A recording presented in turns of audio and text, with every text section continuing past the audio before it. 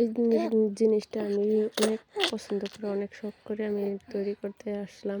আর শখ জিনিসটা ঠিকই সবার কাছে এটা শখ মনে হয় না, আর সবাই সব কিছু আবার পছন্দ করে না।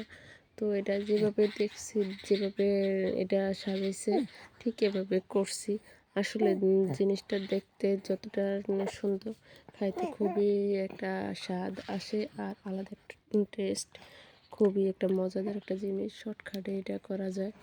আর আমার মতন যারা যারা এটা শর্টকাটে করতে চান অবশ্যই তারা কমেন্ট বক্সে কমেন্ট করে জানতে চাইবেন বা বলবেন, বা ইউটিউবে এটা সার্চ দিলেই অবশ্যই পাওয়া যায়।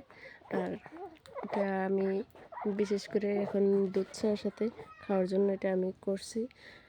মেয়ে বললো দুধ চা দিয়ে এটা খাবে, তো দুধ চা দিয়ে খাওয়ার জন্য আমি এটা রান্না করার সব কিছু আমি রেডি করে দিলাম। আর এখানে আমি আস্তে আস্তে এক এক করে করতেছি, একটা একটা করে করতেছি। এদিকে খাইতে আসে আর বলতেছে আম্মু আসলে অনেক স্বাদ এসেছে। ছোটো মানুষ যদিও আবার ভুলভাল বলে থাকে। তারপর এদিকে আমি নিজেই আবার মুখে নিলাম, নেওয়ার পর দেখি আসলেই সুন্দর হয়েছে, খুবই একটা টেস্টের। এটা ডিম আর পেঁয়াজ, ধনিয়া পাতা, ময়দা, পানির সাথে এটা দিয়ে অ্যাডজাস্ট করে আস্তে আস্তে গলে নিতে হবে। বেশি পাতলা করা যাবে না, বেশি ভারীও করা যাবে না।